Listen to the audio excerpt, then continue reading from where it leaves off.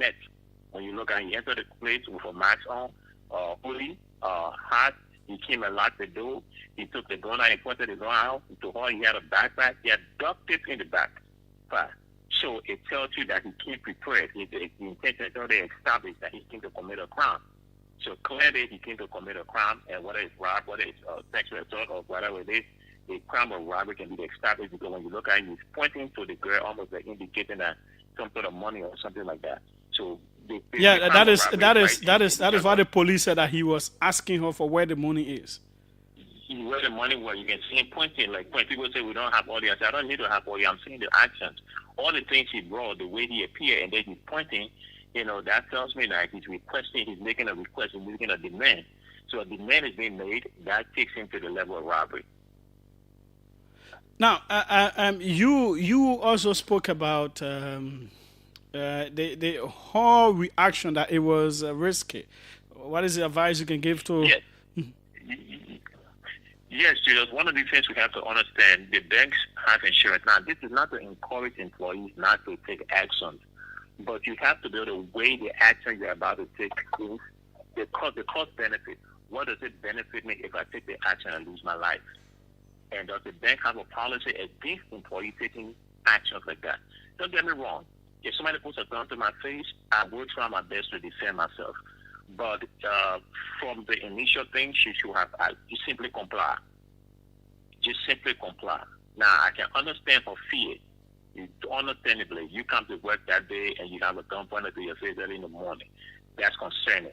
That's something that I myself would be afraid of. But we have a responsibility when it comes to these things to comply with these people because it's pretty verify this person can come to the bank with a gun means the person is not in a good state of mind.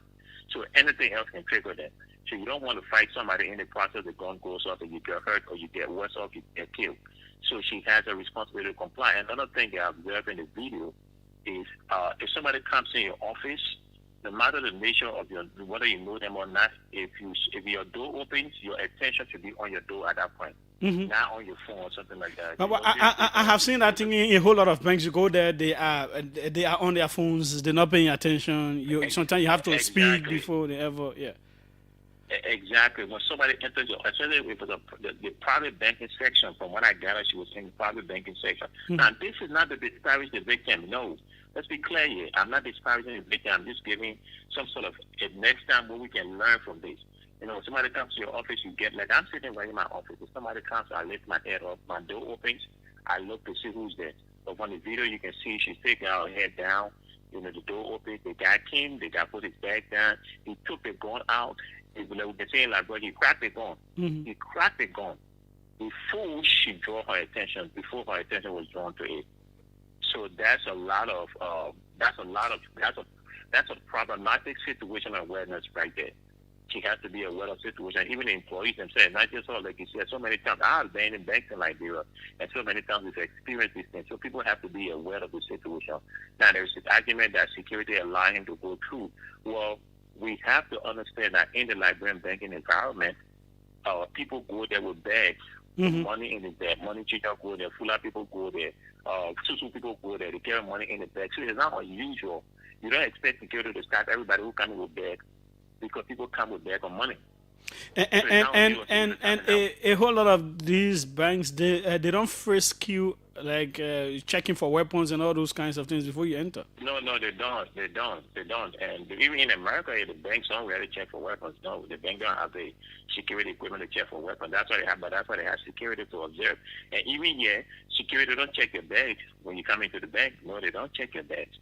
They don't. They just observe you. They just watch you. They just follow. If they see something suspicious about you, the way you appear. Now, his appearance was a bit suspicious. And my boy is hot. He has a hat on. He has a what we call that's a winter hat on his head. He has a hoodie. He has on a hoodie. Yeah, we know the COVID-19 is still around, but wearing a mask and all those things. It's not possible when he entered that session before putting on the mask and all that. I don't think so. Because if he did that, then he should have maybe he went to the bathroom, and then that's the problem. We have to see the video. But I think he came in like that. I do believe he came in like that. I don't think he went in and changed. because there would be nowhere to change. You go in the bathroom, people in the bathroom and things like that, there would be nowhere to really change. I think it came in at that because it's not unusual for people to come in like that. Generally speaking, but as a security person, you have to be paying attention to these kind of things. This person coming looking like this, you have to raise it. That's like somebody coming with all overall coat. You're like, what's going on with this guy? Everybody coming in t-shirt, they so hard, but then they're coming with it. Then you still draw attention. You call your security guy, you draw attention to him and see how you can observe him, where he goes and things like that. This is not a money quarter, right? This is an opportunity for people to learn and be able to build on this and learn that, this is what we're going to do next time. But again, wonderful job to LMP for filling the information vacuum. There was a serious breaching of information here when it comes to what was the intention of LMP filling out with that video was very, very important. My only thing that I had my concern about is bringing the evidence to the press conference. I don't think it was wise, but again, that's all everybody can learn from situation. I guess the physical evidence is not have been brought. The video was very powerful. It was very telling, and the narrative provided by the spokesperson was also wonderful. So kudos to LMP for a job well done on this case. On the overall, in terms of security at banks, you have any advice for them? Do you think they need to beef up more security now? Because at one of the business areas, Orange headquarters on 16th Street. Yep. Before you enter, they have the weapon detector there. They will frisk you about before you can enter. Do they need to employ that now? Yeah, they can. If they have the resources, they can do that. You have to. One of the things when I go Liberia, when I enter banks in Liberia, one of the things that concerns me the most is the fact that you got money all over. You got too much crime. The key for bank is to get people in and out in a heartbeat. Mm-hmm. You don't want to keep that many people. For that bank to be the way the banks are crowded, that is concerning. That is completely concerning. It's an advantage to them because then nobody can easily rob the bank like that. Number one. Number two, if you rob the bank, how are you going to go? You running somebody running behind you. Moral traffic issue that problem. It's not like you have a way to go. But again, even with that, the banks are very crowded. Banks should be able to, in a matter by the boom, quick in and out like that. Everybody come transactions be done quick. Well, I go to the bank 2-3 hours here at the bank. That should not happen. People should be in and out like that in a jiffy, real fast. That also enhances security. They call it access control. That's part of access control. Part of access control starts with customer service too, getting the customers in and out.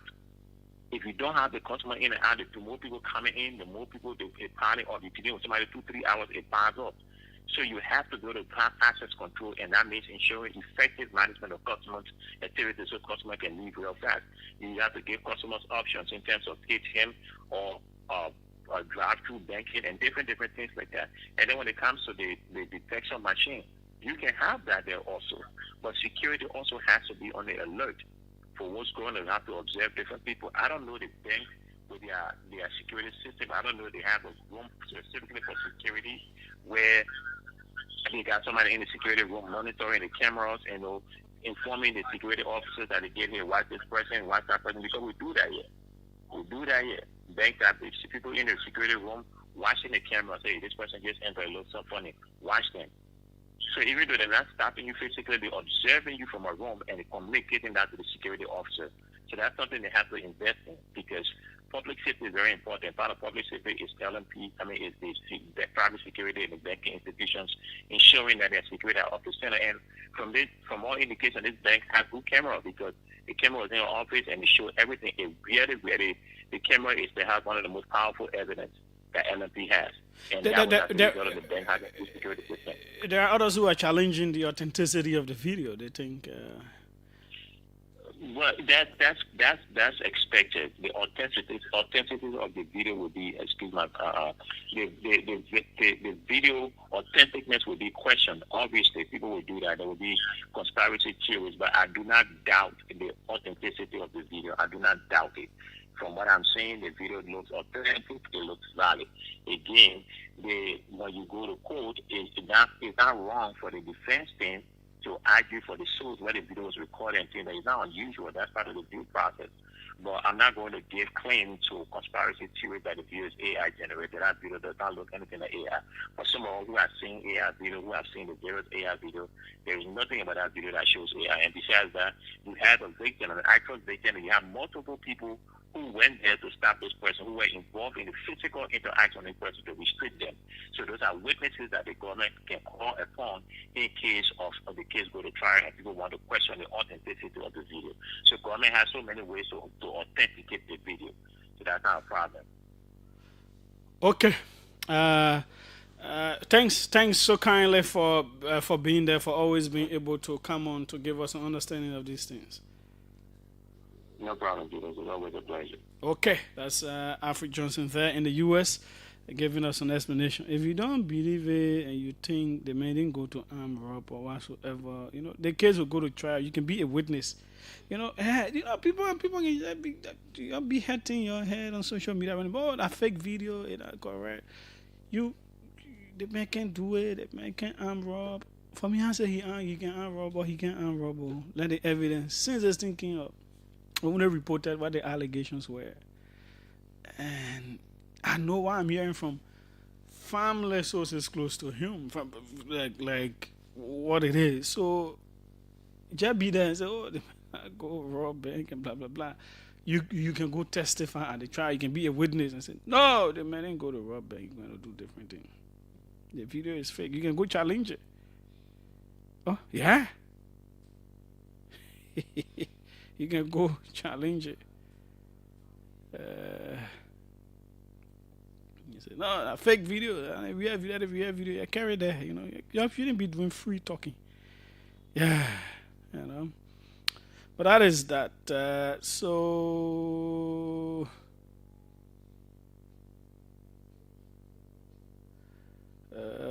we can get Dr. Nya on today.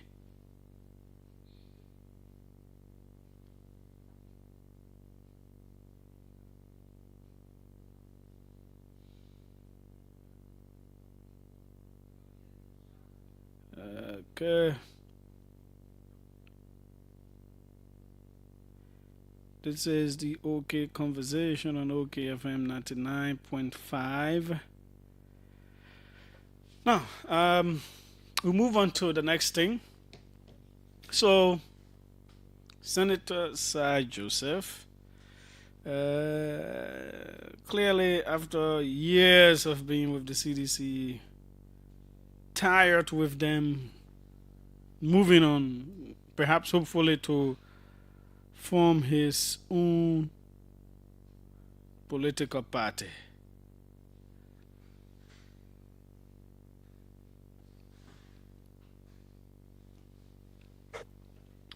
Made some very explosive, but not very surprising, claims about the CDC, the party that he's been with, the now political leader, former president. And one was that for 4 years, the former president was not speaking to him while he was president. The others were about claims of corruption, how companies, at least 2 companies mentioned, were trying to invest in the country. And the investments didn't go through because allegedly the former president and some of his quote-unquote henchmen required 10 million, 30 million out of those companies for their deals to go through, and these monies did not come in. So the other claim was that Moba Molu, a former chairman, was allegedly drugged and made naked and video recorded, especially after his explosive, secretly recorded comments against the former president then, and threatening to be killed and all that. And that is being used against him as blackmail. What Molu responded and said, no, that's not true. No such thing happened to him. That was his side of the story.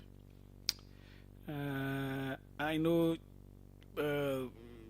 the port manager then of Buchanan, because the Prestar Port wanted to do concession with the Buchanan area, the manager came out and wrote as well and said, no, no, no, Senator Sir Joseph, no, it is not true. This is not how it went and all of that. I know, but we'll find that interview. I don't at the end of 2023 or 2024. I did an interview then with Senator Augustine Chip of Sino, and he indicated this press report due that some powerful foreign hands made the executive to change course on it because it was a Bulgarian company linked to Russia and all those kinds of things. And costs came in and giving the ArcelorMittal due usage of the port and all that stuff. That's how it didn't go through. That's what he said. Then that claim remained unchallenged until Senator Joseph made the very explosive claims on Spoon days ago. On the claims and allegations of corruption, I don't think it's something for people to just run with in the name of politics. I think this is where the police, the LCC, should be calling Senator Joseph in, because anything it's about the country. These are allegations of corruption. It's not something that you just run away and laugh over and then it finish because it'll make you score political goals. No. The government should be required to investigate these very explosive allegations. Others side will say clearly, no, it is not true, he is lying. And the senator is making these claims. So for me, they should not just go. When he comes back to the country, LCC or anti-corruption investigators, whoever it is, should call him in, furnish them with information. They will call the other people in too. At the end of the day, it was about the country. So the country should step in to investigate those ones. Because you can say it is true or it is false. Allegations. He made them. Other people say no, it is not true. He is saying it is true. Should we just let it go and then we believe what we won't believe or disbelieve what we don't want to believe? Huh? No, I don't think so. And that's why my disappointment always is when we spin in the cycle. We just want these bits and pieces of news to come on. Then it just goes like that, but we can use it as a political fodder, something to chew on anytime we want. But it is left hanging. It is something, if true it happened, was bad, it affected the country and people should be penalized for that. Or if it is not true, then it is not okay to tarnish people's reputation. But we just leave it. No, I believe LACC Justice Ministry need to call the senator in and provide more information. Perhaps he has documentation. Huh? He'll call the other people in too. They should be investigated. Who all those officials are that were part of whatsoever? At least investigate it and shows that yes, this happened or this did not happen. If it has to go to court, it goes to court. It is important. That's for that aspect. Now, Senator Joseph has the right constitutionally to associate, disassociate, to form, go to any group whatsoever. It is his right, and nobody can.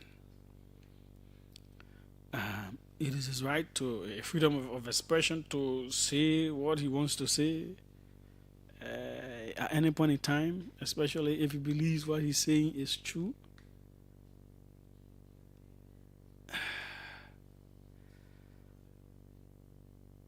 In leadership, though, there is always about concerns about what do you say at what time.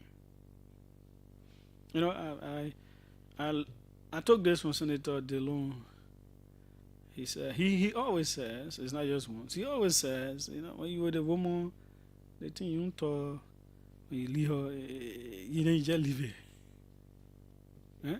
You would all the time you've been having issues. You don't talk to anybody. Say, oh, she did this, oh, she did that, oh, blah, blah, blah, blah, blah, blah. You break on and then you won't explain. Others choose to do that. But I do believe our leaders should be held to a higher standard. Our leaders should be able to say when things are concerning, no matter the risk. Especially at the time when privilege is still available. Because if you do not do, everything ends. The privilege is gone. The privileged position is not there. And then you say certain things now that you actually did defend. That even another senator had to get angry for your protectionistic approach of the executive at the Senate that now Senate Pro Tem Yomli had to pull hot tea on you. Then it becomes difficult for people to understand what's at play.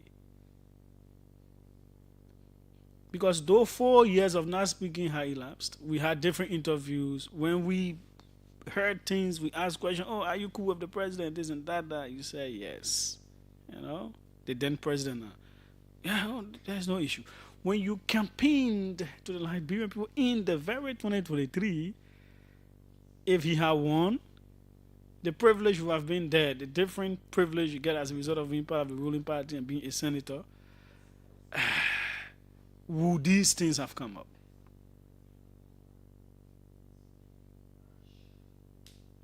As true or false they may be, we don't know. So it's about what do you say when? Personally, as a human being, you know, there was an entity I was working with. The way I left from there, you know, was really terrible. It was something that could make news at the time. And people reached out to me and wanted me to go on shows to talk about it because there was different influences that made me to leave from there. It would be okay to talk about it because it would make news. It would be good against the government of the day and blah, blah, blah. But I decided not to. I was not going to say anything. I was very young at the time, but my thought process is I didn't ask anybody, say, do I need to do this? I just sat down and said, but okay, I have worked here. Like the way I'm at OKFM now. Something happens and then I leave. Then I go out there, I start tarnishing OKFM. But then I go look for a job. How the other employers, how will they perceive me? Because every entity will have issues. So how will they perceive me? That I left and I go and tarnish the entity and say this and say that and blah blah blah. How would they really value me? Will I be someone that can be trusted? Those kinds of things. Now, others say, oh, but you know the mayor was with him and blah blah blah, safety of his life and blah blah blah. But others were within the CDC and they critiqued Akaras Grace on record severally. The very president we are, former president we are, the very McGill, the very Samuel Toa, he critiqued them on these different platforms. The very youth league of the CDC took their own CDC people on. Solomon George was in CDC, he took CDC on. Wozie, I think he was assistant minister. So, you know, I don't remember anything the senator disagreed with about CDC whenever we hosted him or in his deliberations of Capitol Hill.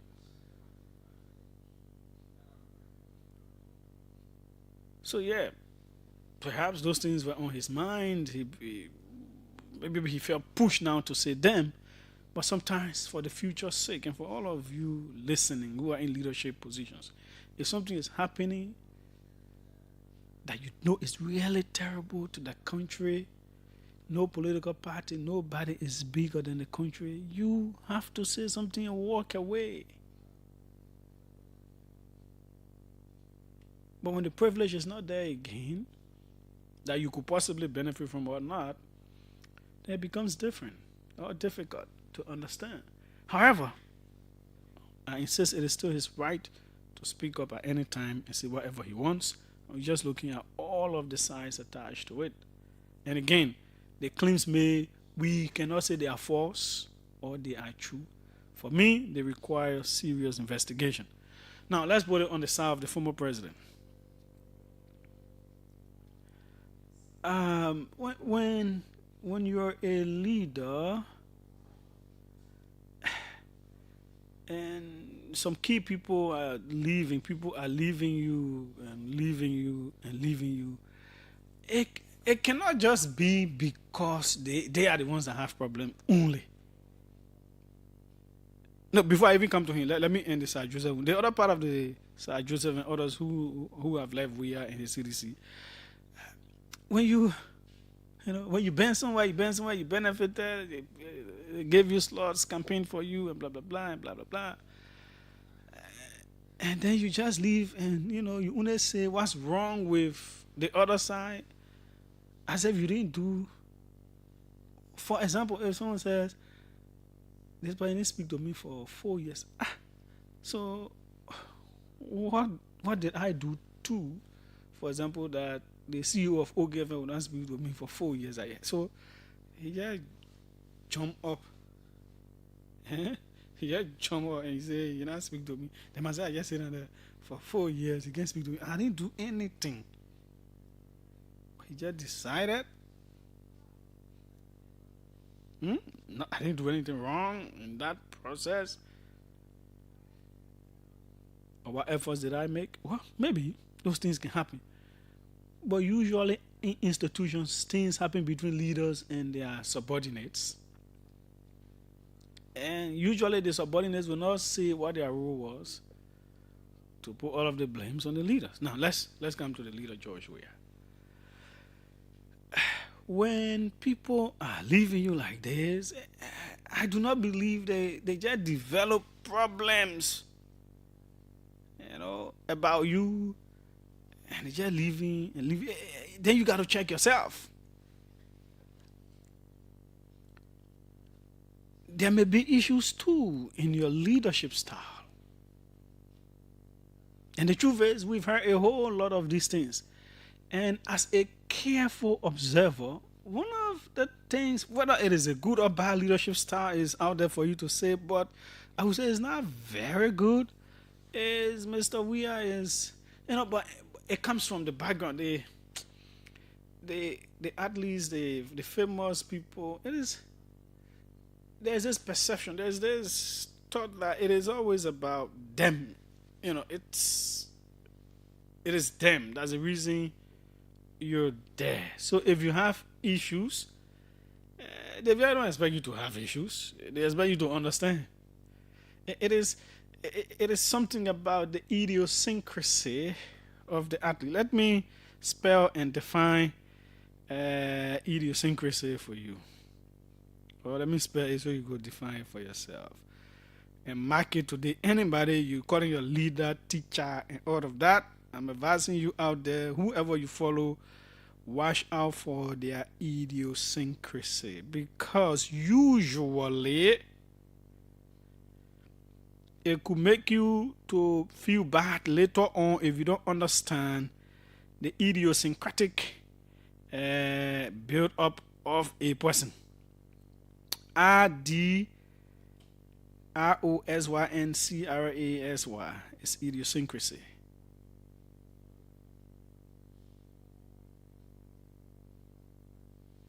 A peculiarity of constitution or temperament, an individualizing characteristic or quality, something about someone that's just unique.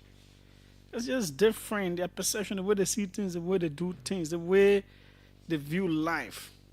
And too often people make a mistake. They enter into relationships with people, the issues of leadership, they call them their leader and teacher. They don't observe those things about what are the idiosyncrasies of this person. What does he or she like to do? What don't they like to do? What like in their spare time?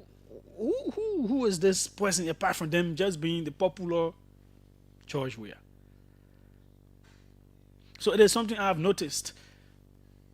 It's like if you get issues and you won't go, you can go. I don't see as someone who I don't think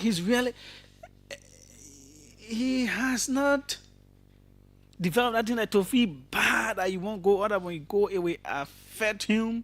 He's that person who was well, if you want to go, then you can leave. That's how I've seen him. No matter how important you think you are, he feels it is about him. Even if you leave, it's still going to be about him. No, and I think in leadership, it really should not be that way. There will always be issues in all organizations. People will have issues. When these issues arise, how do you build a bridge? How do you communicate? How do you allow people to actually say what they think is wrong with the issues they have with you, and how do you iron it out? I'm not sure. And sometimes it makes people to become now afraid or difficult to really express themselves to leaders because they think it's just going to be brushed off. The leaders will see it as critique or rudeness or ingratitude. Now, I may be wrong, but that's my analysis of the character George Weah. He's that kind of person.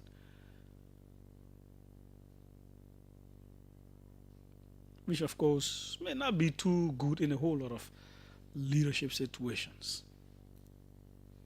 I know others can point to different things about how different people left different leaders in other countries and they came back to power. Well, I'm not concerned about the coming back to power aspect. It is the fact that when you leave power, you kind of rethink, you re-strategize, you have to put away certain behaviors and certain attitudes, and you have to adopt something new to do things in a new and different way.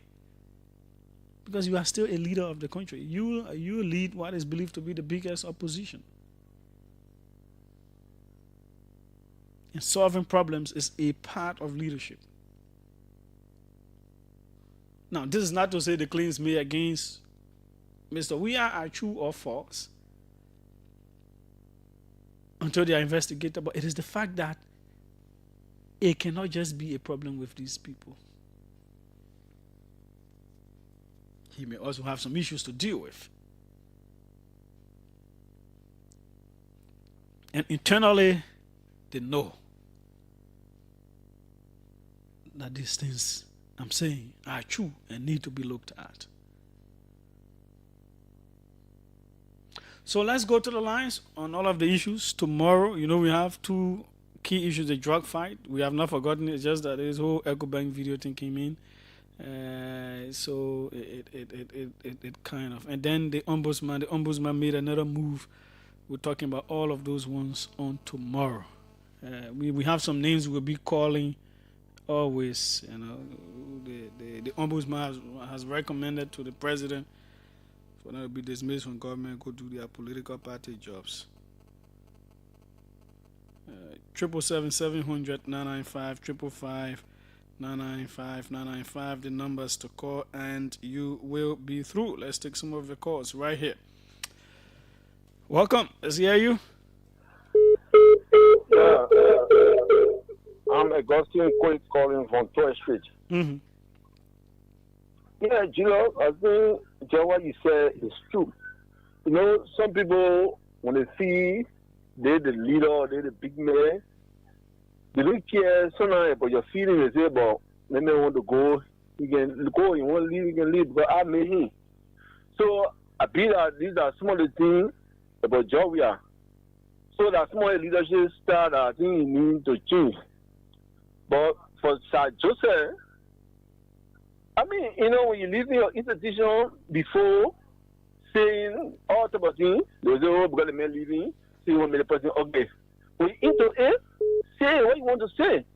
Let people know the truth. But now, while you leaving and on radio saying all type of things, nobody will want to take you serious and believe you. So that my point there. Okay. Thanks so kindly. Fair enough. Let's hear from you on this end. Welcome.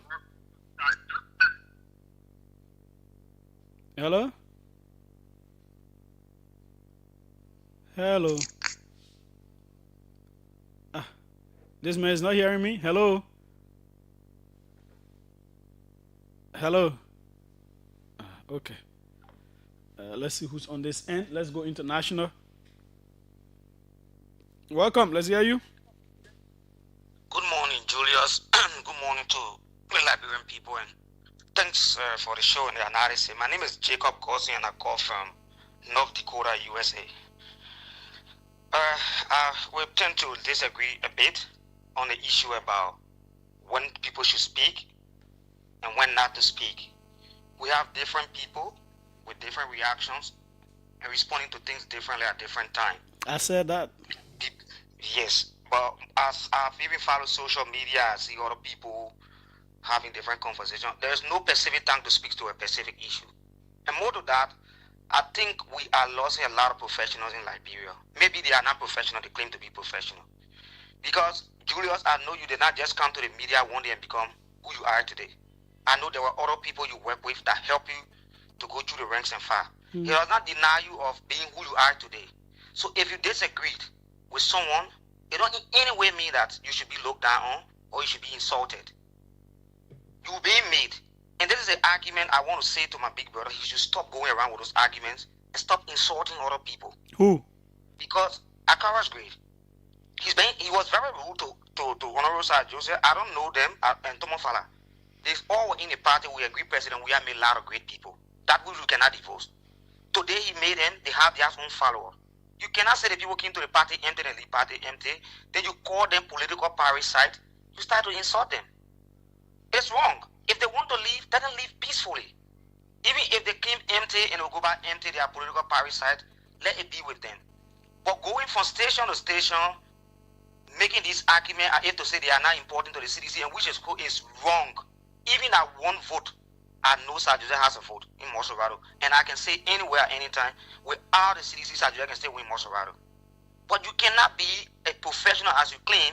Then you go around the place, you just jumping from show to show, just throwing jobs. I have to say like somebody is frustrated. That is so bad. Okay. CDC is an institution, and let the party remain an institution. It should not be buried on one person. Everybody in CDC, if you include the people in the market, they are important to CDC. If they want to leave, that they are right to leave. Let him stop the way you're going about carrying yourself about the CDC thing. It's so wrong. And there will a lot to come up if he continues like that. There will be more to come up about the CDC. He needs to slow down. Thanks so kindly for your call. Okay, let's take more calls right here. Welcome. Let's hear you. Julius, how you doing? I'm fine. Dear, Mm-hmm.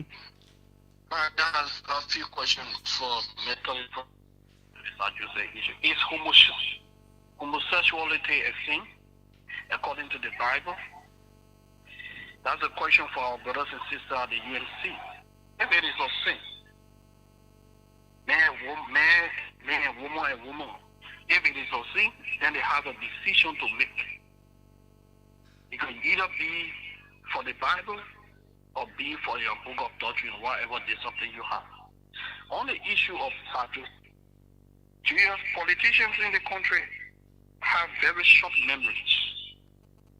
They actually forget where they come from, who made them, and that's the situation we have. Well, well, when you make people, you should know that they will grow, and in their growth process, that's where serious management issues as a leader come in. You don't think so? I even speaking not about an individual making somebody. Even when the citizen elects you to a position, you forget too soon that yesterday people made you. It's not necessarily about former President Weah. Now, let me come to the issue of what you talk about President Weah to maybe start with those people or whatever. Julius, when the LPDP was about to leave, I said I wanted to know why we should leave the coalition. And I think even when the saga of the speakership occurred, you noted that former President Weah invited the CDC lawmakers. You know, many of them failed to sit with him. Because you know that fear that people say when you say with your leader, right now Joseph Boga president, you say without anything about business, you say yes sir, yes sir, yes sir. So that's why I went to Jamaica, I sat with former President Weah, and he said, small man, you brave the storm, because he calls me small man. Your party is leaving, why are you here? I said, I want to know what is ongoing between you and our party chairperson. And he gave me a version of the entire episode. And from there, I made a decision. So it's not that he doesn't want to listen. There are people who fear that if they just sit with President Weah right now, one-on-one, he might just convince them, and whatever action they want to take, they won't take. And mind you, I must totally agree with you, maybe he has to go beyond, like you suggested, This is a time of reflection to him as to why some of my key officials are leaving. But again, as some of these key people who he made over a long period of time are leaving, you got other people like Jacob, Jala, and other people are coming. So maybe the CDC will make new individuals. And for Sir Joseph not speaking, people say, oh, the mayor was saying Sir Joseph was in a better position to have spoken because he was a senator. What will president do to you because you were elected? Why is it as Akawa's Gray could speak at any time? Gray is on record for challenging, telling president we are government. This is wrong, this is right. That's what a brave leader would do. If you say you are for the people, you stand for the people, regardless of who sits in the position. But I think it was cowardice and today to come and say this man is this man is that. It doesn't make sense. Okay. Thanks so kindly as well. Welcome. Let's hear you. A pleasant welcome, right? I'm fine. Go ahead. Okay, the name is Ambassador Divan Tiapo, political reporter, and I call from District 16. And big brother Julius, I have District what? 18? District 16, District 16. Oh, okay. Go ahead. Okay, I a descendant view from your expression on Sir Joseph by making statement with the party that you are with or position that you with by saying things against the party by you having disagreement with that. For me, myself, I have a serious issue with you on that because and while some of the callers are saying there is no specific time that people can voice out or can speak. Anybody can speak at any time. So Honorable Sir Joseph, that is why that being with the CDC inside, there are so many things that CDC or Mr. Weir and led to Senator Sir Joseph, but he kept it, but he decided to vote his way in the how now he was able to make the decision. Hello? Did I say he doesn't have the right to speak at any time? I don't say no. For your exception, you make the statement opening like you are coming, like you are against what he said because according to you said you don't think that it is necessary for a person to be in the position. Hello. When people talking, you should take your time to understand. I gave different scenarios. I talked about his constitutional right to speak anytime and anywhere and anyhow. I gave my own personal experience of what I would do in that kind of situation. I gave an analysis of what other people think about those kinds of things. That does not mean his speaking out was wrong. I gave 3 or 4 different scenarios. The one that you agree with, that A. The one you agree with, that A. Yes. Okay. Then to conclude is that CDC should understand that, and God Himself is watching God Himself over this nation. Anything that is meant to destroy the people and anything that was why you jump right to God business now? To destroy this country, to destroy the country, it needs to be destroyed totally. This needs to be destroyed because what this party don't do well for us in this country for years. That God told you that God itself scattering those guys. Why am I taking the case here? It was very bad. That God told you that they are destructive. No, and God told me that they were destructive, but the action was destructive. You don't need for God to tell you that they were destructive. But the action told you that so God overnight, God is destroying them now. God is destroying it. It's not by God scattering them. Okay, so God told you that He's the one scattering them now. No, God told me that He's the one scattering them, but God itself scattering them. No, but how you know? I want to know how you know that God is scattering them.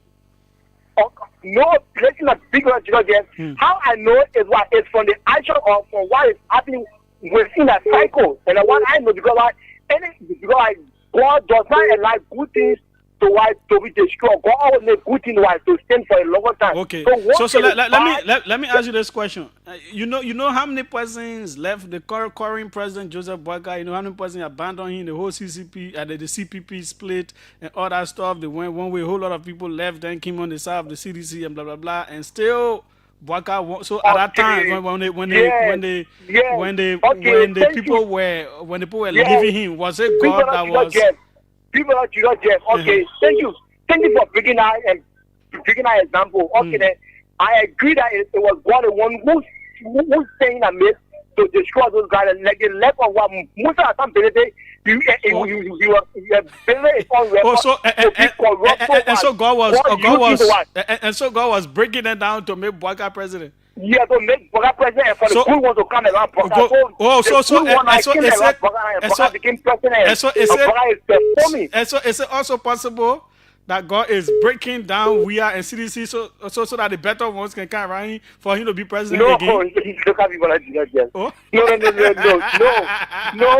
No. Okay. Now, for Mr. Wea is here, Mr. Wea is here.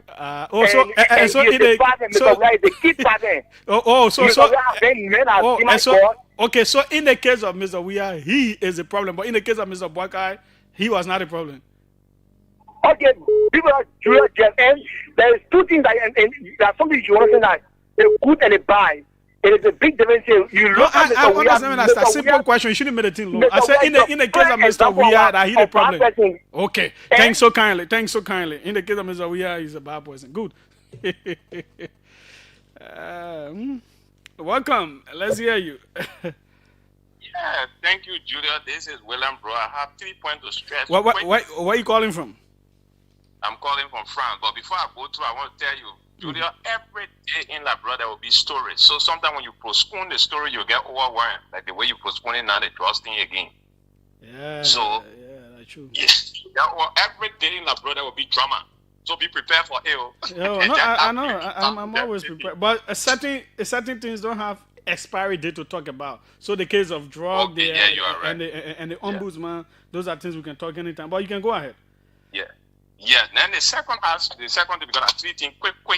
The second thing is the United Methodist Church. Most of the time, you see the reason in my mind why the people, man say I'm a Methodist, the reason why you see those leaders in the place there, they still want to comply with the global United Methodist. See, our people love America more than God. So the visa for them to be going to America, coming back, that's what they're thinking on how they will lose it in their mindset, forgetting to know God can do it for them. So they don't want to. That's one of the major things. They love America more than God. So many of the people are not worshiping God, they're worshiping man and their own personal gain. So that's why you see the hatred there, that they don't want to operate independently. Then you see, Julia, you just said something. One thing many people don't know, if you were on an institution, if you live in the institution, sometimes, yes, you can leave the institution because of certain reason. But you have to be very mature enough not to just come out and bark up an institution that once fed you. Because when even you were working there or even it's political, you once benefited.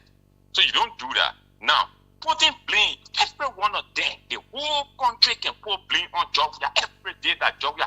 I mean, the way they're taking it, Georgia, blaming Georgia, he taking blame more than God. I mean, sometimes I can get confused. How everyone of you will just be putting blame on the one human being. So sometimes I love the way Georgia can be quiet, because let me tell you, Julia, Georgia is a human being like you and myself. So sometimes when you see the thing, the best thing is just be quiet and just look at it and say, hey God, and just rest in mind. Because it's overwhelming.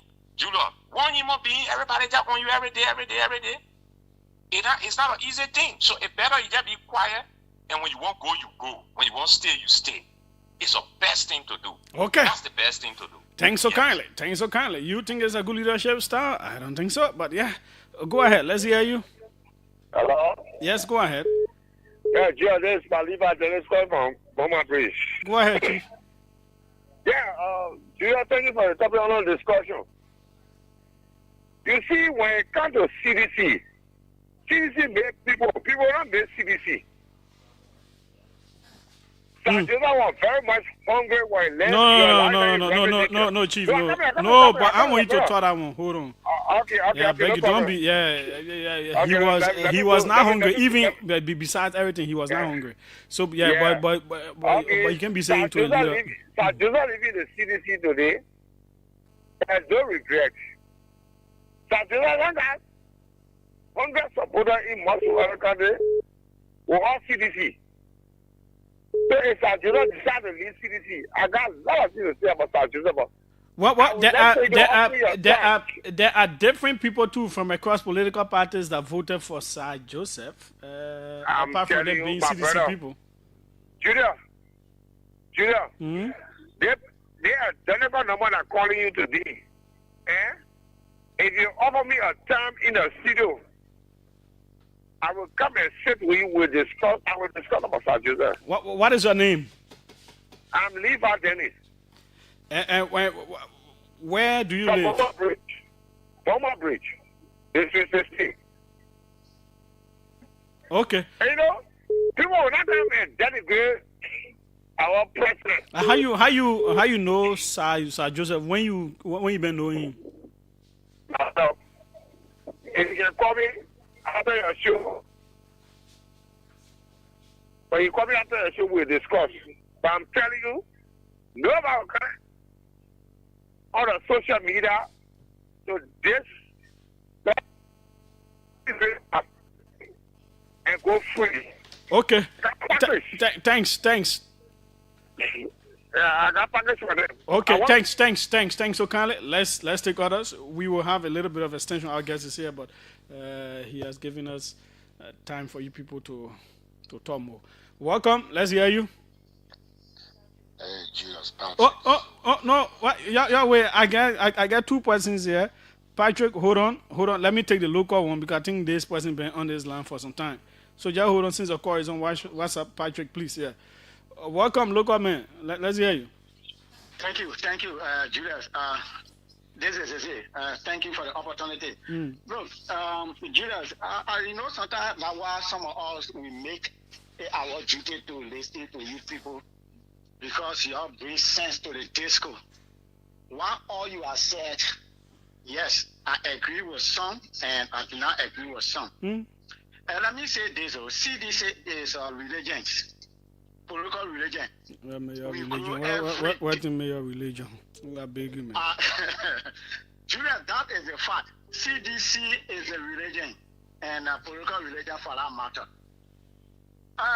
Even you and your wife together, the day she choose to leave, even if you are happy for her to go, but sometimes you will mess up for some little things.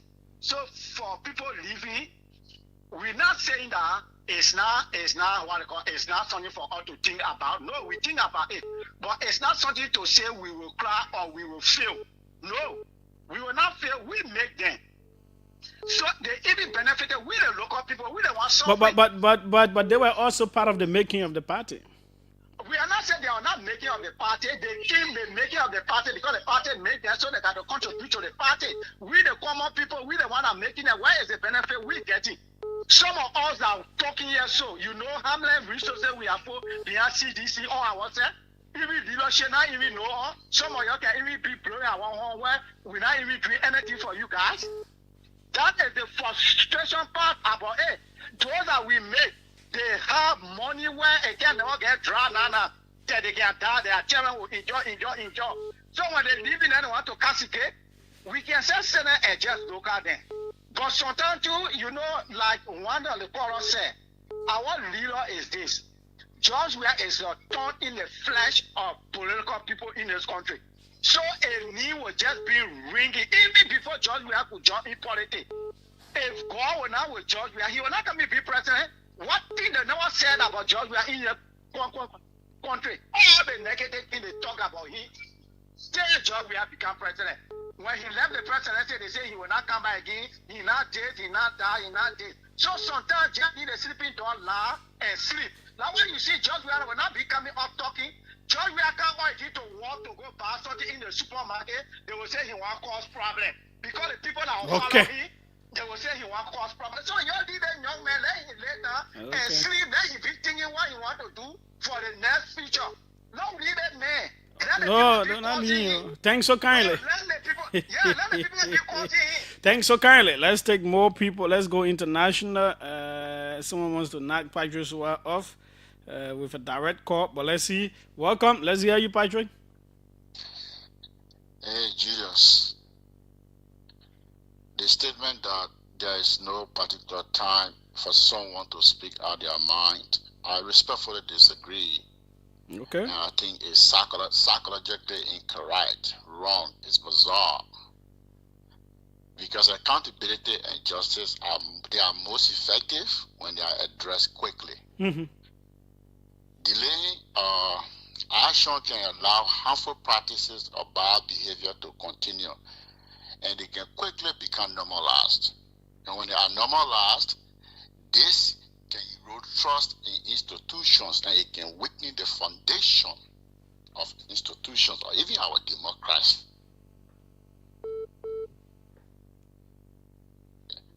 You speak like the first year they took over. He started speaking about the transparency, and it can make sure that ethical standards are upheld. Patrick, I don't know this direct call wants to, yeah. Patrick was making a point. The one they say justice delayed, justice denied. But let's take this one. Welcome. Let's hear you quickly. Good afternoon, Julius.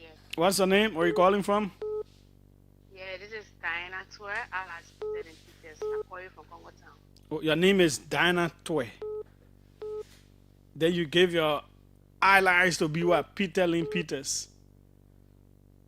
Yes, Julius. But why you have two names as your? I thought you were actually Peter Lynn Peters. I thought it was an actual name. I'm Peter Lynn. Julia. Oh, so you are.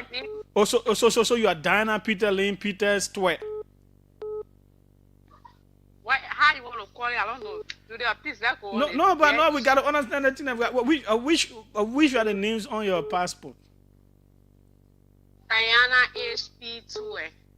Okay, Diana The P stand for Peter Lynn. Peter Lynn. Uh-huh. And what does the H stand for? You want to know the H too? Yeah.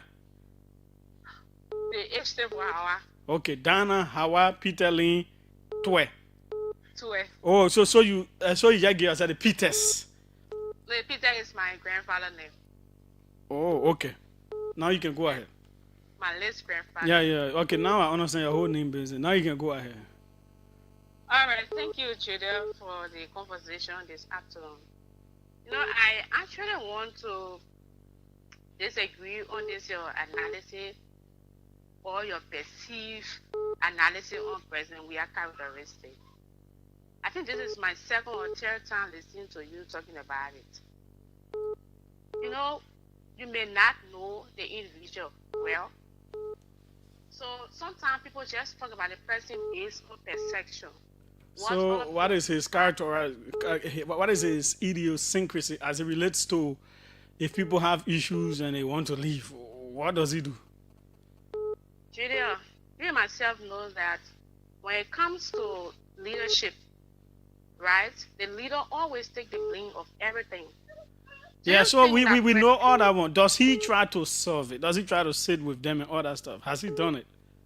But Julia, do you think that President Weah and those people don't have conversation? I don't know. Tell us. No, but these are things that you should firstly think about before talking about his character. But these are things that I know did not happen. Why you did not happen? Are you a seditious? Are you in CDC chat room? Do you know what discussed there? But then tell us now. What thing you can talk there? In your chat rooms, they get anything where he and Sir Joseph sat down to iron out whatever issues they had and all that stuff. Julius, President Weah has been talking to those people. No, right?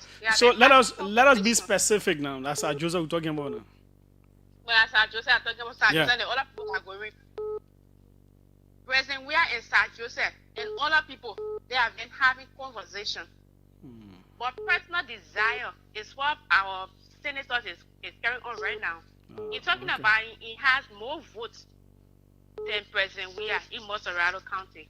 You should know that some of us voted for Sir Joseph because of George Weah. We don't know who Sir Joseph was or who he is, but it's because of George Weah that made us to vote for him. So if you think you're going to establish a political party and he feel that he has the popularity, or people that voted for him are going to follow him, he's deceiving himself. Okay. All right? He's deceiving himself because we voted for him because of George Weah. Thanks so kindly. Thank you. Thanks so kindly for your call as well. Welcome. Let's hear you. Julius, this is Masako, and I call from my rescue corner. Go ahead. Julius, that's the type of Jesus how they used to call Julius, the guy who betrayed. No, he was not Julius. He was Judas. I beg you, don't put my knee on that name. Sorry, Judas. Sorry. That man, there's nothing you can tell me. That man was born and raised in Liberia. There's nothing you can tell me. He was born and raised in Liberia.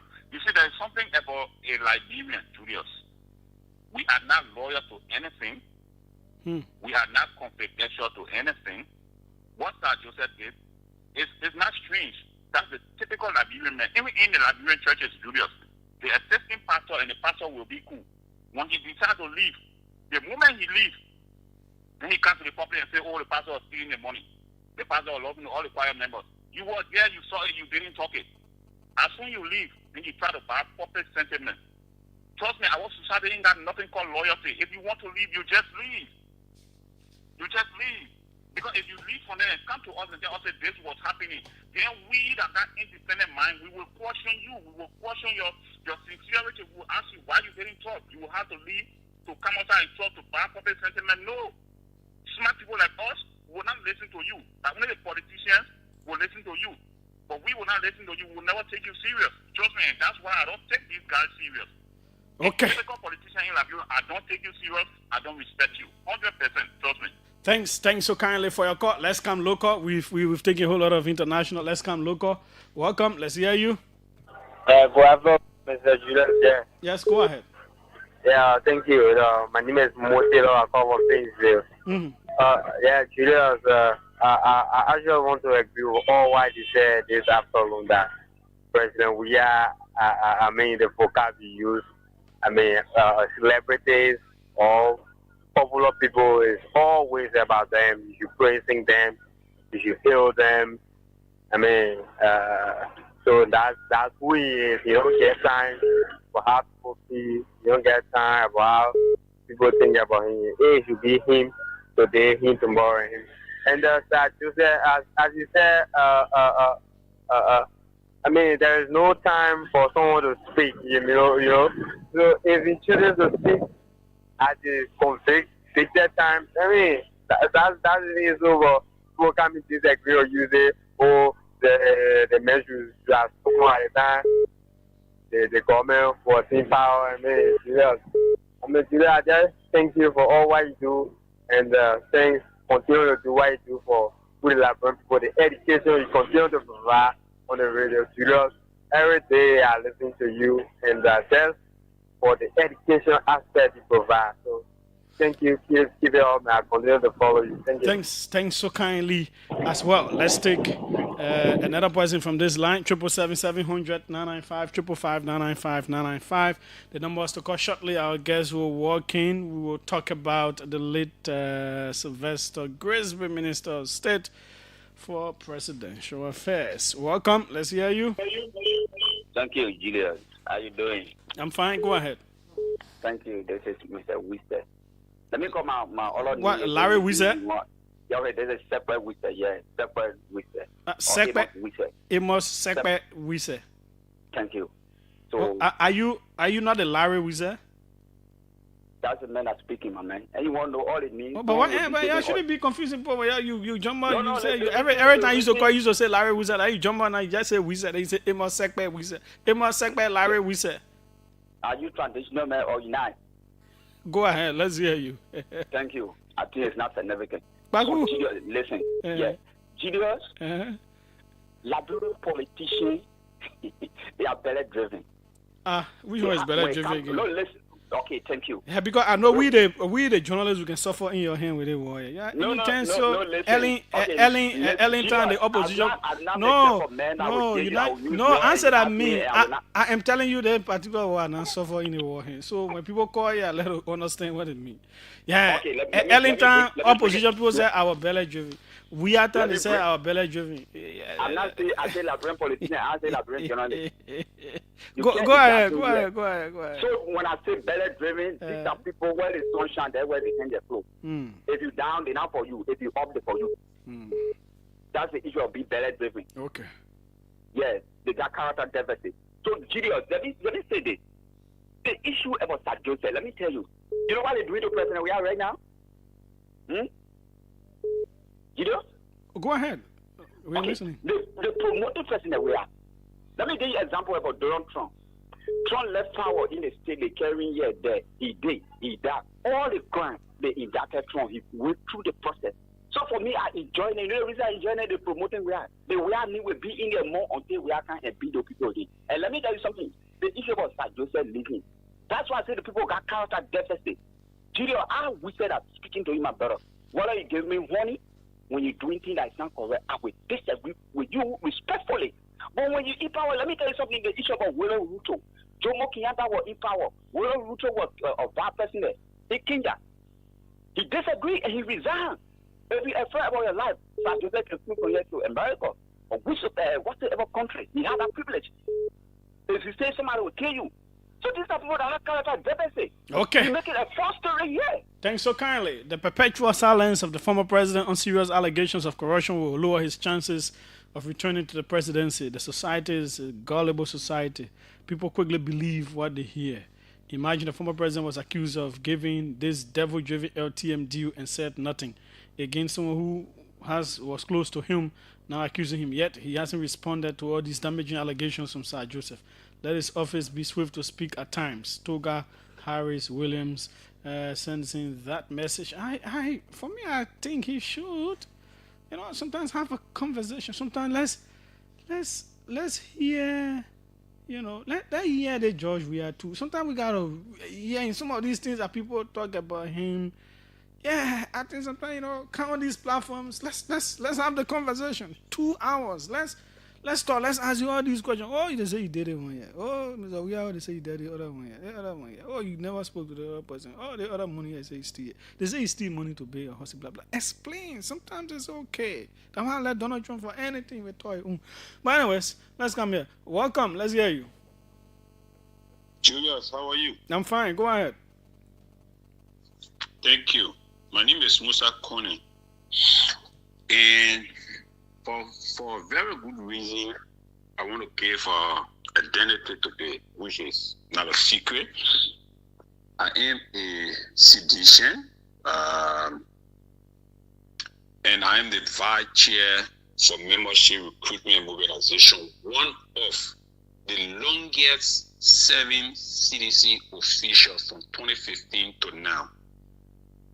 And I have no political identity until CDC. But there is a problem within the CDC that we all have to find time to sit down and discuss. Nobody should think that there is no problem. There is a problem. And people sit down, they act like they don't know what is happening. No. Our problems are deeper than the party headquarters issue. And we have to address it. For me, Sir Joseph, I am disappointed in him. I didn't also expect him to speak the way he speaks. And Sir Joseph has been wanting to leave CDC ever since, anyway. Since after the 2023 election. It's not now, or even maybe before. But again, for Sir Joseph, who and I, in Farmington, we sat down, we discussed, and Sir Joseph knew very well that as a party we agreed that they were going to support Grisby. That's one. Two, he talked about Presto. I also have very good information about Presto. The way he presented the Presto thing, that is not how it went. And people in top level know the hands that stop Presto from operating in the country. I am privileged to that. I know that Senator Chie, Augustine Chie of Sando, said the American embassy and others called the president and said they were not in favor of that deal. Okay, me are not calling me, but I'm No, just saying. no, that's something that he said on this platform. We really trying to find that video if Facebook didn't take it down because of their new policy. But we had that interview with him here. I can remember. CDC is an institution. There is no individual bigger than any institution. But again, we cannot act like if to say when somebody leaves from the CDC, that person is nobody. Whether people voted for Sir Joseph because of CDC, people voted for him because of Joshua, that is immaterial. Is Sir Joseph a good person? Is he somebody who has contributed to the party? And he make it to appear like when he leaves, there is nothing, there is no problem. Any member of the CDC leave is a problem. We must recognize that person's effort. If we cannot, we let it go. In as much as I don't agree with some of the things Senator Joseph said, but the way we characterize it, that have been an old age issue that the CDC need to design. We all, as citizens, should be respected. Our views should be heard. And because we have diverse or different opinion, does not mean that we will not support Georgia 2029. I will support Georgia against any other person for any other position in this country, more especially the CDC. But that also does not mean that when people voice or admit they are being set out, they are this, they are that, and we should stop telling people the way we look. You can't rubbish everybody's contribution. Okay. That is unfair. And we need to address the issue very fast and very seriously. Thanks so kindly, Musa Kone, right there. Who is this? Let me see. This will be the final call that will go to our guest. He's here. He was forced to come because he committed himself. He doesn't look well. I can understand. Yeah. Finally, let's hear you. What's your name? My name is Ogata. I'm calling from the US. Yes, go ahead. Let's hear you. Julius, usually I don't call on talk show or, like podcasts and stuff like that on political issues, but I'm constrained to do this. Julius, it is disheartening. Sometimes Joshua said, it comes to him as a surprise. Almost like you have your child in a home, and you did everything for this child to make this child successful. The child is successful, and the child abandons you, and the child say the worst about you. This is the case with Sir Joseph. And I hear people on the radio talking about, that Joshua behavior, that Joshua did. No, Joshua is a human being. Joshua is not a perfect person.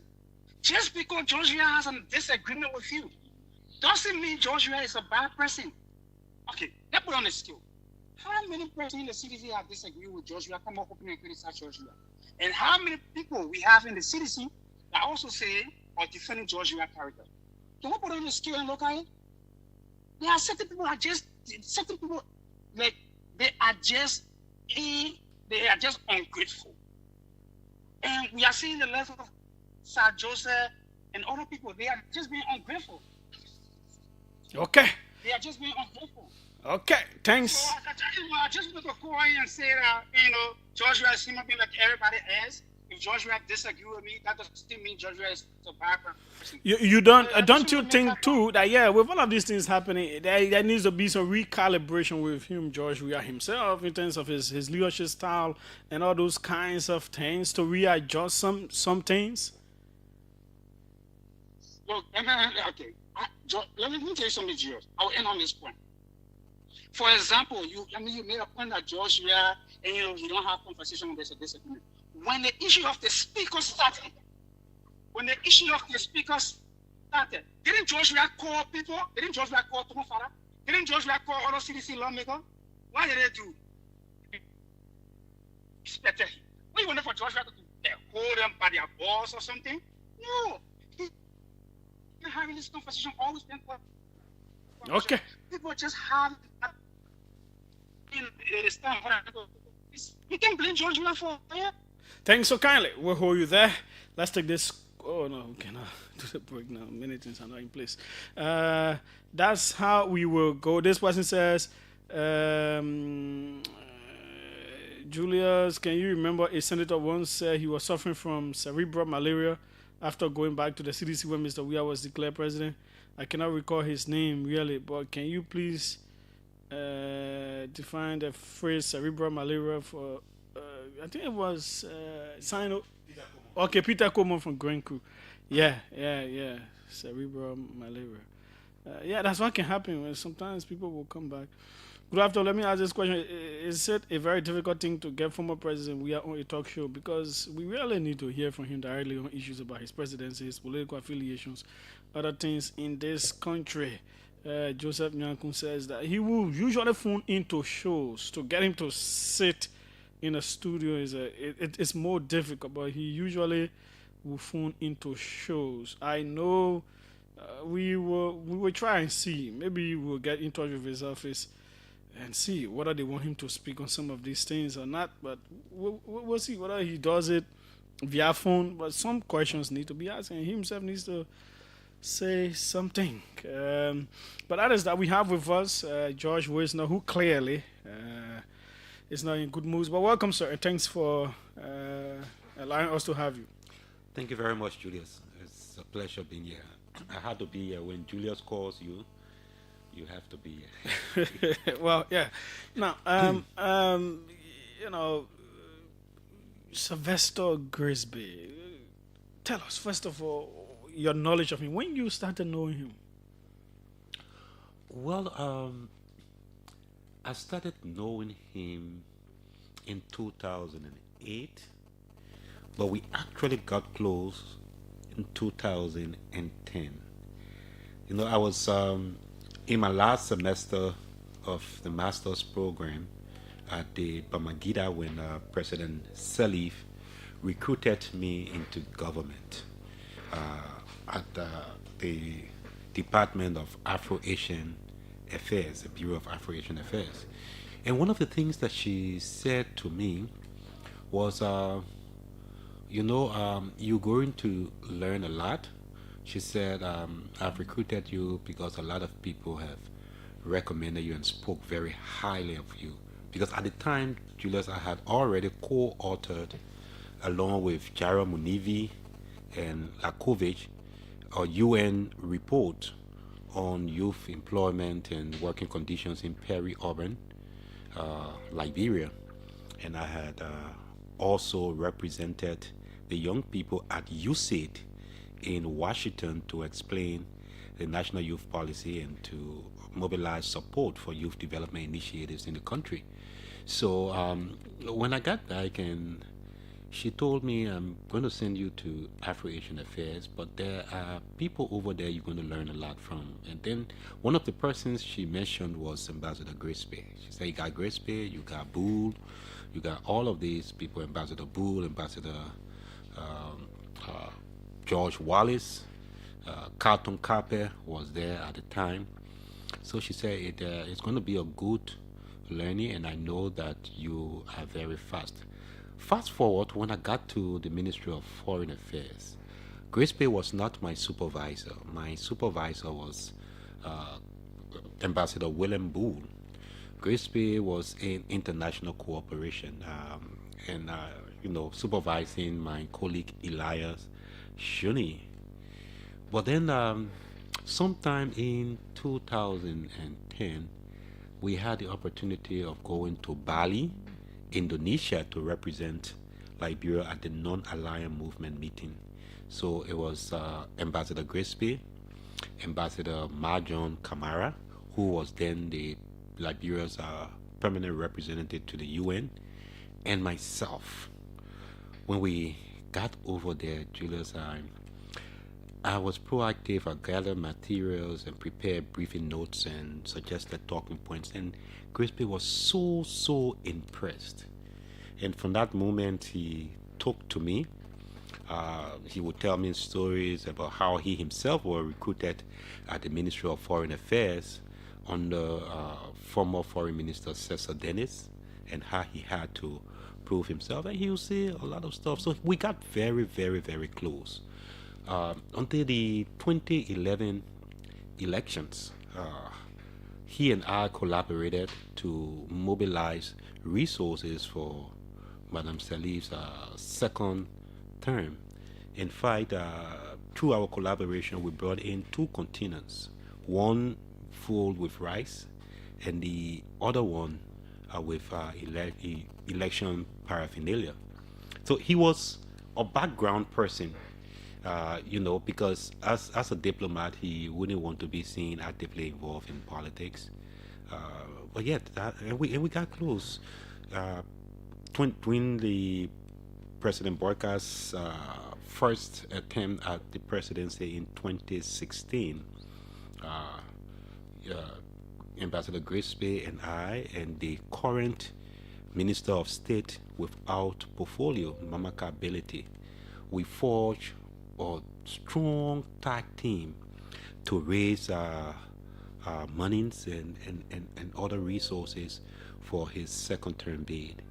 And I tell you, I learned a lot. He was a man of great insight. He understood the politics of Liberia. He understood the international community. He understood the structure, and he knew how to get the maximum out of those two. And we really enjoyed working with him in 2016. Mamaka, Belete, and I, behind the scene, we tried to resolve a lot of issues. It came a time the issue of the vice presidency was a thorny issue for then standard bearer Boyka.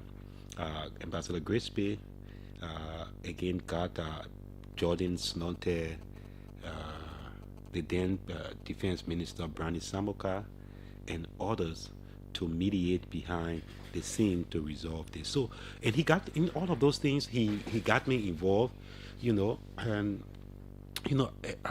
his loss, impacted me a lot. We'll come to that. In terms of he later became Minister of State to President Sirleaf, right? Yes, he did. You want to tell us about that? How did that happen? Well, Ambassador Grisby was, should I use the word elevated, but President Sirleaf had taken him from the Ministry of Foreign Affairs and made him Minister of State without portfolio, a job that he served with distinction. Then, unfortunately, the then Minister of State, McLean, passed away, and Madame Sirleaf was trying, she wanted someone who could help her organize her office or so, and Ambassador Grisby was right there. So it was a matter of him leaving the Minister of State without portfolio, and she got him. And don't forget, both of them had worked in the Talbot administration, so they knew each other very well, Madame Sirleaf and Ambassador Grisby. And she knew that he's someone who could be trusted. He was a very loyal person. He loved this country, and one of the things he always said to me when we were together, he said, look, as a diplomat, your first allegiance, loyalty, is to the state.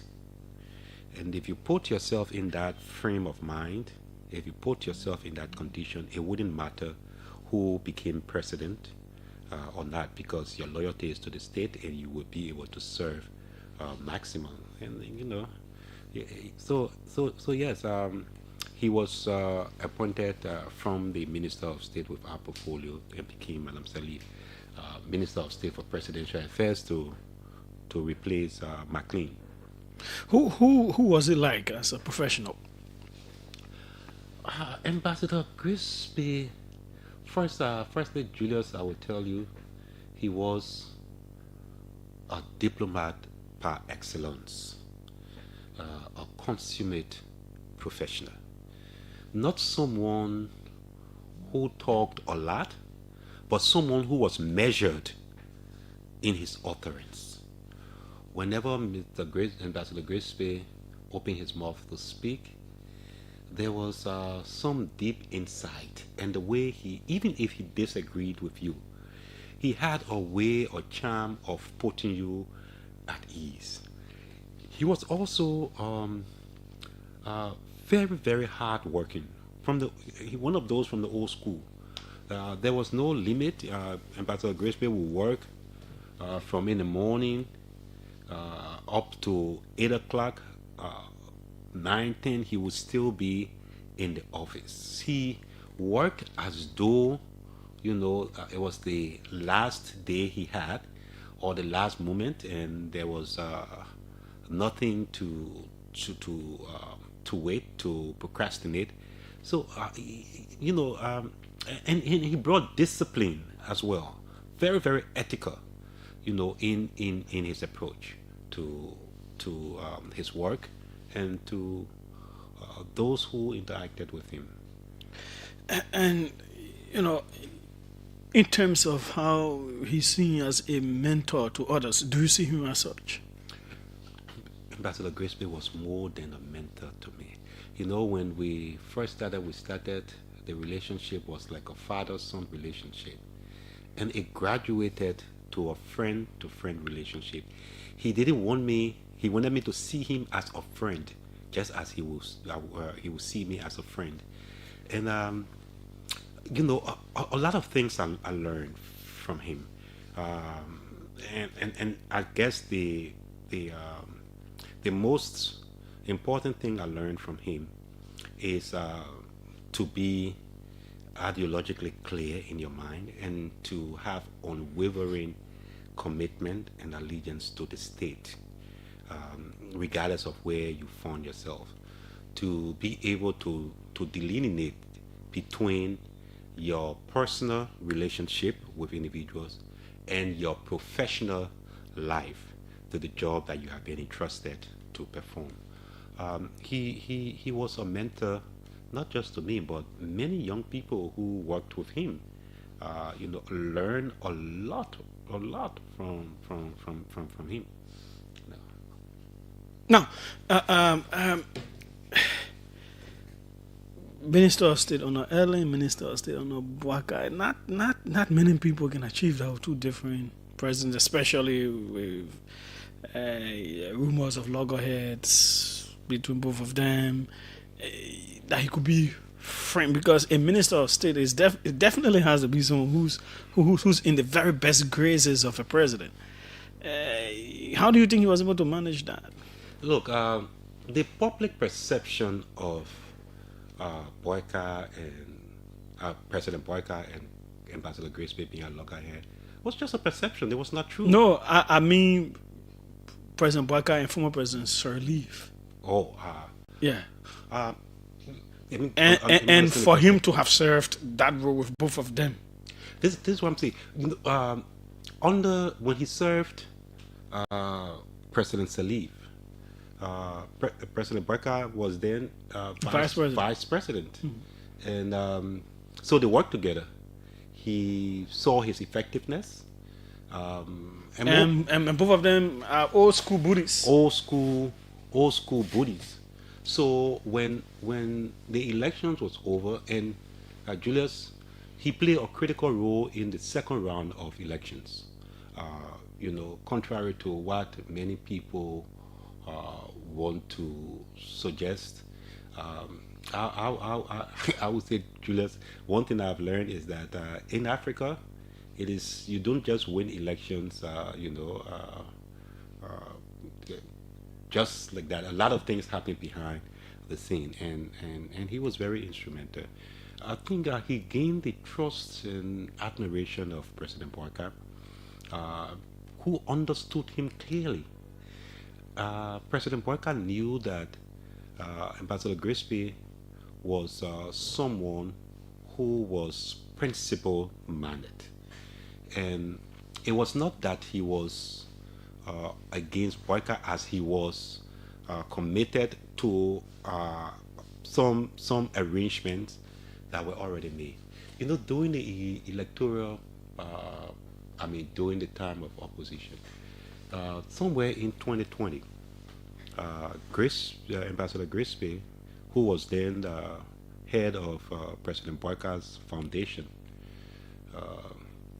decided one day, he called me, he said, look, if you people are pursuing this CPP thing and all of these things, we will have to form a body, an institution that can engage the international community to ensure that the opposition voice is heard overseas. So we formed the Liberia Renaissance Office. In fact, that institution was formed with the knowledge of the then head of the UP, President Boyka.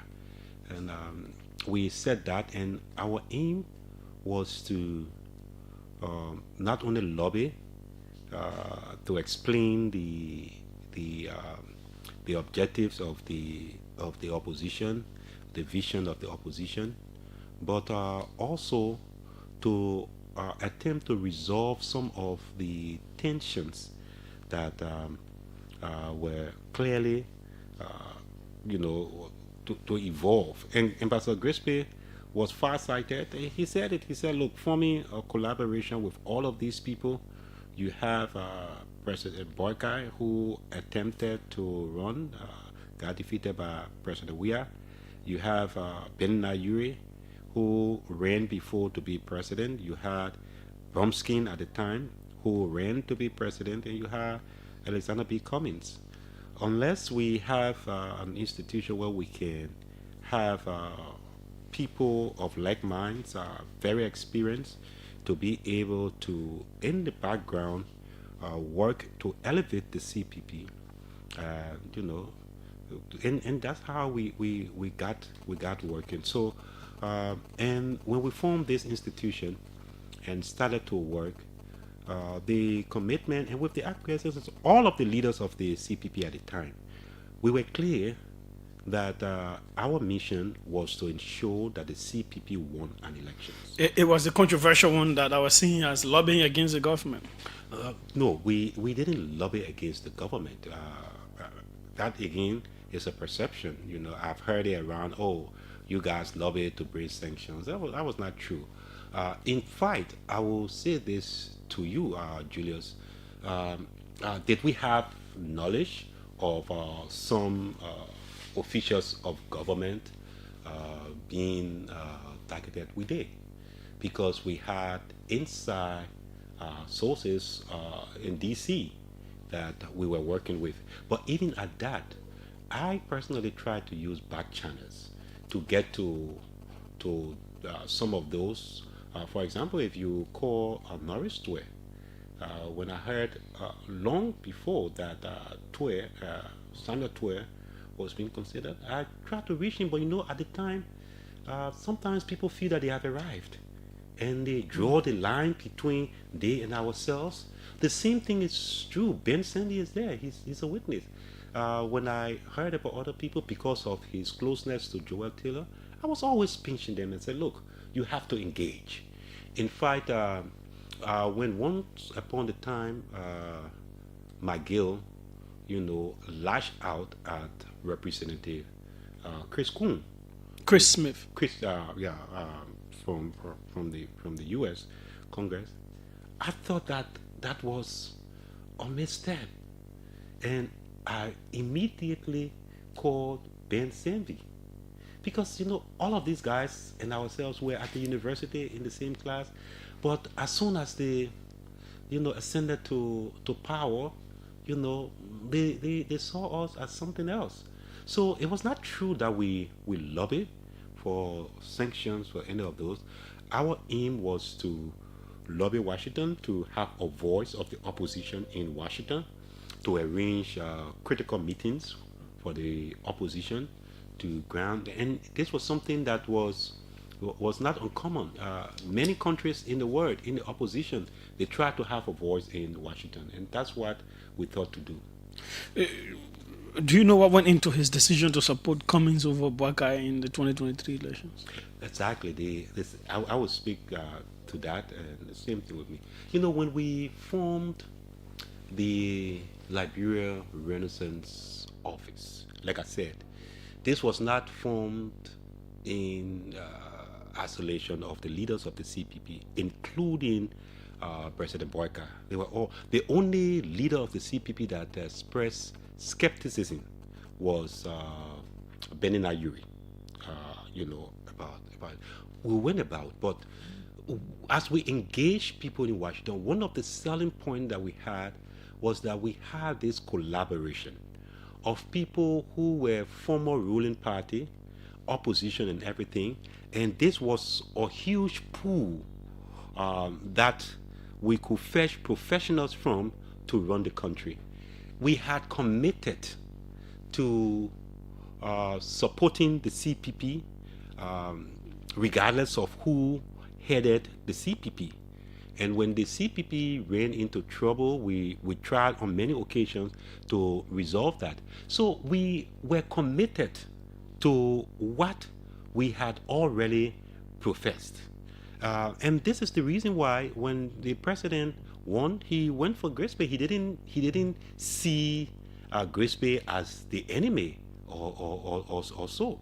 Because, contrary to what I know some of the UP faithful, some of the, young people who did not understand the intricacies of politics, what was happening behind the scene, Grisby supported Cummings because Cummings remained with the CPP. So did I, because we made a commitment to support the CPP regardless of who, and anybody who left the CPP, it was not, the Liberia Renaissance Office was formed to support the CPP, and that's what we did. And Cummings remained with the CPP, and we thought that we had an obligation to stick by our commitment, and we communicated that to the UP and to all other parties. I tell you, when I lost the chairmanship of the UP, and then we had this, I invited the entire executive of the UP at my house. The only person who did not show up was Ami Mudad. He had good reason. And there I explained to them this lira and what we were about and how they could take advantage of it. And so, but folks left from there and they embarked on a campaign of slander of this, but that's water under the bridge now. But Ambassador Grisby, like I said, one thing that he taught was loyalty to the state and not necessarily any individual. Did he go for the Minister of State job under the current administration, or was he offered it? If so, do you know about how he accepted it? After the first round of elections and Mr. Cummings did not succeed, he, along with Clarence Moniba and the current Foreign Minister, Sarah Beslow, wrote a joint letter to NEC raising some issues about that. But at the same time, there was great anxiety that the elections were going to be very, very close. In fact, Ambassador Grisby was always on the line. And he told me, look, Josh, this election is going to be very, very close. And if it's that close, it could go anywhere. So he wanted me to feel the pulse of some of the stakeholders to know what they were thinking. I remembered Ambassador Louis Brown and myself pay a quiet visit to President Weah. In fact, without the CDC people, no, pay a quiet visit to feel his pulse and what he thought about the elections. And our impression was he was not too gung-ho. Even though part of that was also explained to President Weah that Mr. Cummings wouldn't be endorsing him because of this. And similarly, we met with the UP hierarchy to inform them that Mr. Cummings wouldn't be endorsing any of them. But we use that occasion also to feel them because we had thought from Lara's standpoint that with such a close election, it could be a recipe for problem, for our fragile peace. So when we felt, I decided to feel some UP people. In fact, current Minister Gaffouin, he was still there. I called him one time, even though that conversation was very heated. I called him and said, look, what will happen if you people, if the election result is manipulated and UP doesn't win? They said, that can't happen. That will be, all of these things. And the same thing with Vice President Kuhn. In fact, Vice President Kuhn and I were always on the line in second round. So we're trying to find a way. So one day, Ambassador Grisby, after doing this, he told me, try to feel the pulse of the diplomatic community to know what and some of our contacts there. And I reported to him, I said, look, I think we had lost the support of many of the diplomats in the country. And I thought that and that was my assessment, I thought that there was great expectation that Boyka should win the second round. So when he and I talked on this, and then he called me one night and said, look, the Boyka people have reached out to me and they want us to play some role to ensure that the election result is not manipulated, it's not stolen. Because from all of the credible evidence that we had, the election was going to be too close to call. So, we set out, he set out in motion. Then one day he called me, he said, look, Josh,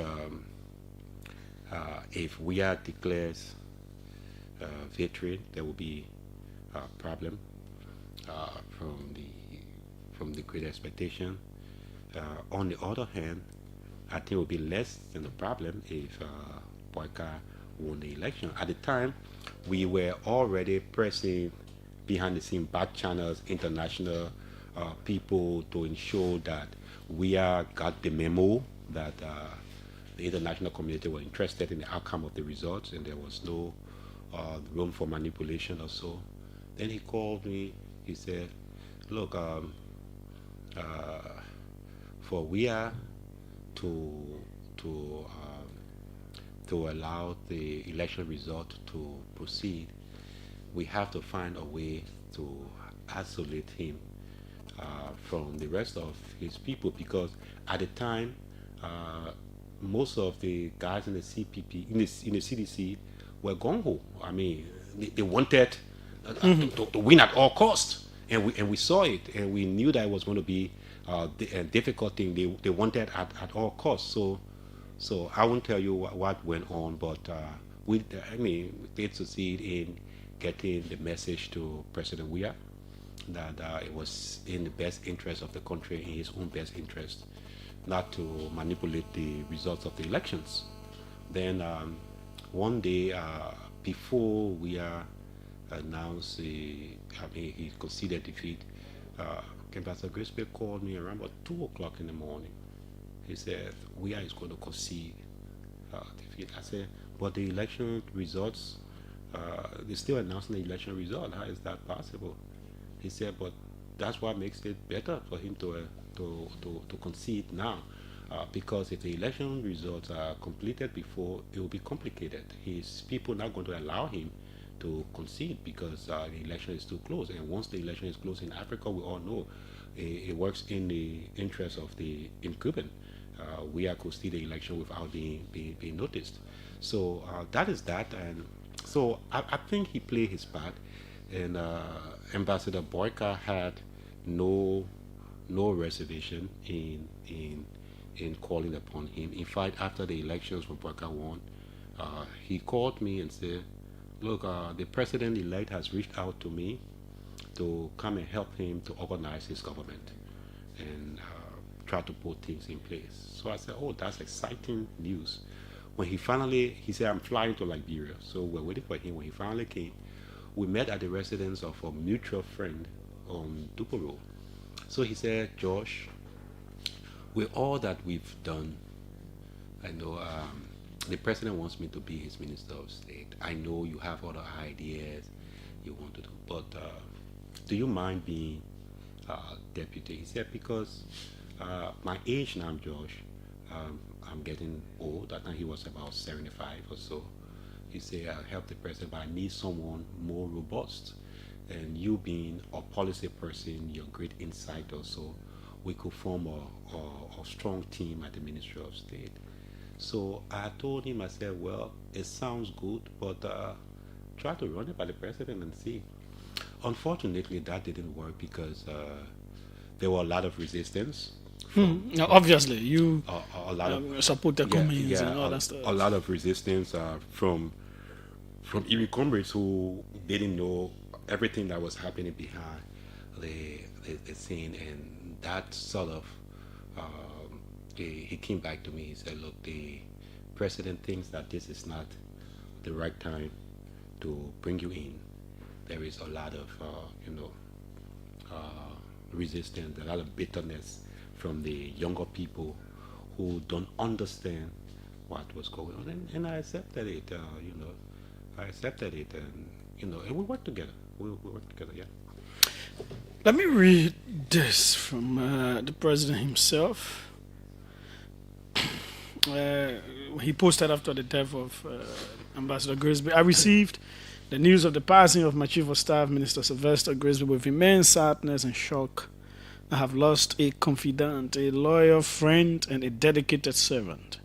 His passing leaves a huge void in my office and in the hearts of those of us who had the privilege of working alongside him.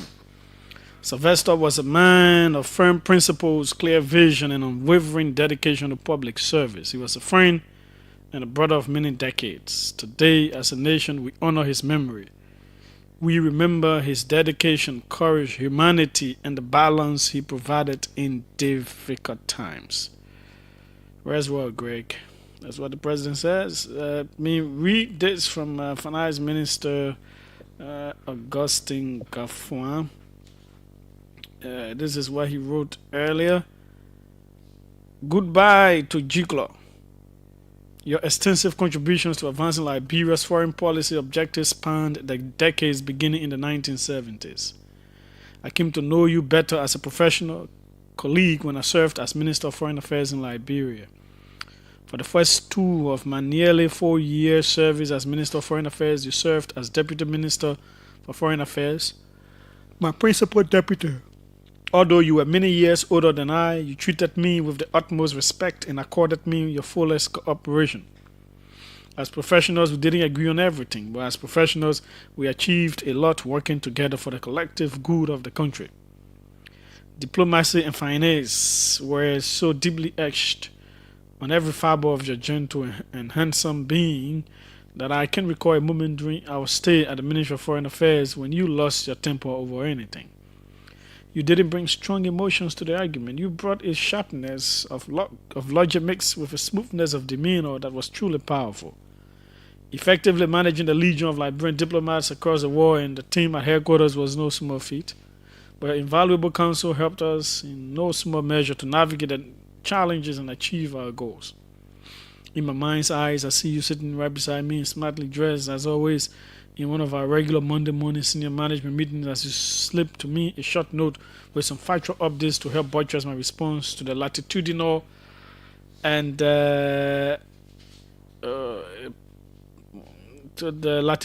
longitudinal queries, and that was in quotation, and suggestions of our lively policy advisory council member, Haji G.V. Kuma, a former member of the collective presidency of one of Liberia's transitional governments in the 1990s.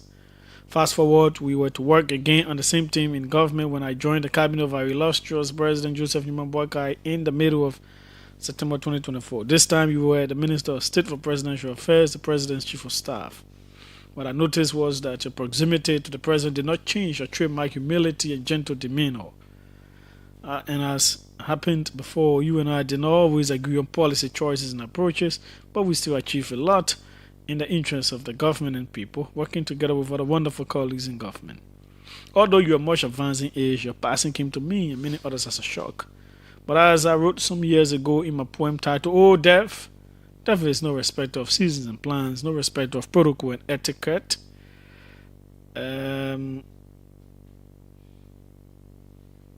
It just barges in anytime it chooses.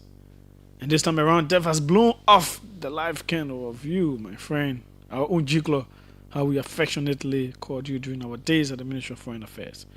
May a gentle soul find peaceful repose in the bosom of Abraham. All of these confirm who he was, gentle, difficult to get angry, quite a professional man, even having a younger foreign minister above him and still according him all the necessary respect. That's Grisby. He was very, very, very, very humble. A man, he didn't think very highly of himself. He was always looking for opportunity ways by which he could work with others to advance the interests of this country. He loved this country so much, Julius. Sometimes, if you hear some of the stories that he told us from the 70s, when he was at the Ministry of Foreign Affairs and how he rose through this, and even his brief work with Samuel Doe, and then with the Sawyer administration, he worked as ambassador to Brussels. He was always about this country and always concerned about the future of this country. Even when he became Minister of State, sometimes at least twice a month or so we will have breakfast meeting at his house, and we will talk on the latest word, politics, implications and everything, and you could see in him someone who wanted the best for Liberia. 777-700-995, Let's squeeze in few calls on the passing of Ambassador Grisby. Just few calls, and we will call it a day right here on the OK Conversation on OKFM 99.5. Let's see who's right here. Welcome, let's hear you. Good afternoon, Julius. Yes, go ahead. From the first class driving school on the 72nd Boulevard Road, I'm Daniel Fitty. Well, we've lost a great soul again in our country, so I just want to use this time to say Minister Grisby, rest in peace. Thank you, Julius. Thanks so kindly as well. Welcome. Let's hear you. Okay, that person went off. Welcome. Hello, good evening, Julius. Yes, go ahead. Yeah, this is Dr. Tabla Emmanuel calling you from Jupiter in Kingsville. Okay. Julius, I need you to please give me a minute. Let me tell you my personal experience with Ambassador Grisby the late. I think it's very important because the president's description of Ambassador Grisby as an equalizer, I had a personal experience with him regarding that. I tell you this, I was in the leadership of the Ministry of Foreign Affairs Workers Association. At that time, Honorable Ngafwan was the minister. And there was this agitation among the workers, among the employees regarding this special allowance, which was left solely to the discretion of the minister or the head of the entity. So there was this huge agitation at that time. The Minister of Foreign Affairs was not in country, but Ambassador Grisby, as the principal deputy, was there. So Ambassador Grisby called the leadership to a meeting, and I happened to be in that leadership. And in that meeting, he demonstrated that he's an equalizer. I mean, we were led to a state of equilibrium in such a smart way that even the Workers' Association leadership were in acquiescence with everything he said. And before we knew it, the problem was solved. He didn't have all of the solutions, so to speak. He could not make all of the decisions all by himself. He had to, of course, consulted with the minister. But the proficiency, the diplomatic proficiency with which he handled that situation was very, very unimaginable. And I can say that we've lost somebody who is indeed an equalizer. Thanks so kindly, sir. Let's take Madam Medina Wisa. Welcome, Madam. Let's hear you. Yeah. I just want to say thank you so much to Mr. Wisner, Judge Wisner, for the brilliance and the sacredness in which he presented Minister Grisby. One thing you can get from this is that Minister Grisby was and remains a true patriot who cut across lines. So I hope that as we reflect upon his life until his burial and memorial, we will be able to temper our discourse, national discourse, with a view that you have people like Sylvester Grisby, who served government with a passion, with integrity, with a commitment, and with a certain level of experience that he acquired day by day. So I just want to thank you for this reflection. I hope you can play it again and again. He is, and I mean, for memorialization of his works, he will remain with us. Thank you. Thanks so kindly, madam. We come back to you. So just 30 seconds to wrap up. The news is up next. Well, as Madam Wisa just said, the nation is not only in mourning, but we've experienced a great loss of a patriot, a consummate diplomat, professional par excellence. I want to extend condolences to the government of Liberia, especially President Joseph Boyka, who I believe has been hard hit by the passing of a trusted friend, a steady hand that helped him in so many ways in the early stages of his regime. We also want to express condolences to the family of Ambassador Grisby. Take heart. May God console you all. And lastly, to the entire country, we've indeed lost our hero, our patriot. Thanks so kindly. And that's how we go. Tomorrow will be another day on the OK Conversation, OK FM 99.5. Again, our condolences to all concerned, all those who passed and all those who are hurt. We say our condolences. We are out.